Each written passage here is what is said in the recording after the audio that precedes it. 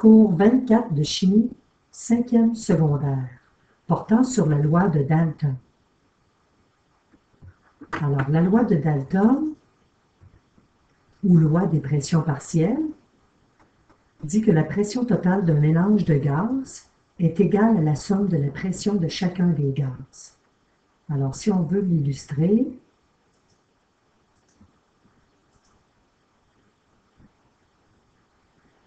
lorsque nous avons,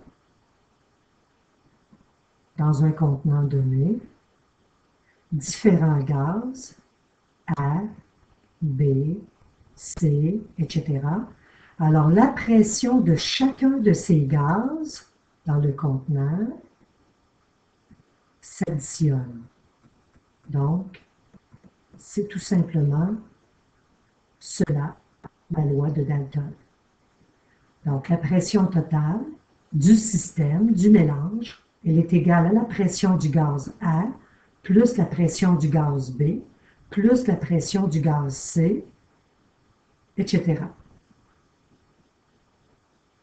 Pour trouver les pressions partielles, c'est-à-dire les pressions de chaque gaz, nous allons utiliser la relation entre la pression et le nombre de moles qu'on a déjà étudié.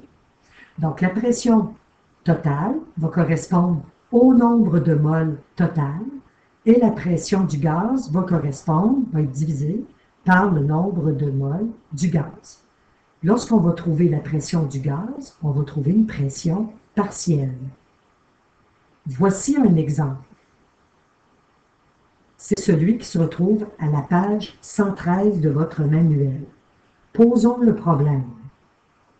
Ce que nous avons dans l'énoncé de la question, on vous dit que nous avons une température donnée et que nous avons un mélange de gaz qui contient 3,35 moles de néon.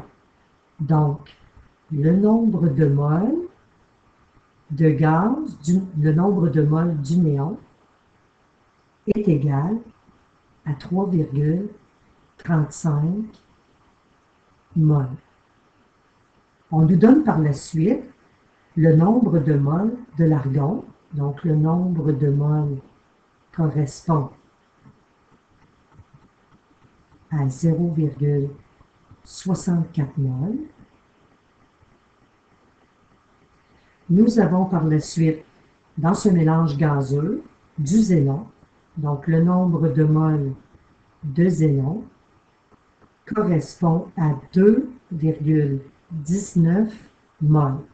Alors, le mélange contient ces trois gaz. On nous donne la pression totale du mélange, donc la pression totale qui correspond à 200 kPa.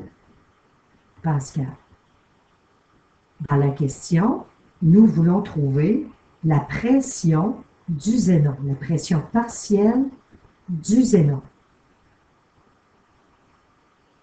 Le mélange gazeux contient trois gaz. Nous pouvons calculer la quantité totale de gaz, donc 3,35 moles plus 0,64 moles plus 2,19 moles. Ce qui nous donne un nombre total dans ce système gazeux, donc un nombre total de moles qui correspond à 6,18 moles. Alors, les relations entre la pression et le nombre de moles se retrouvent dans cette partie-là de la loi générale des gaz. Donc, nous cherchons la pression du xénon. Nous allons lui faire correspondre son nombre de moles, tout simplement. La pression totale étant donnée, on peut substituer. Donc, vous avez votre 200 kPa qui correspond au nombre total, la quantité totale en moles du mélange gazeux.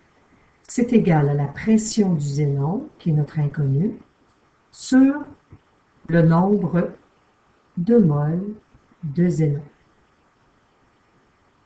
lorsqu'on effectue notre calcul, on obtient une pression du xénon, une pression partielle du xénon, qui correspond à 70,9 kPa.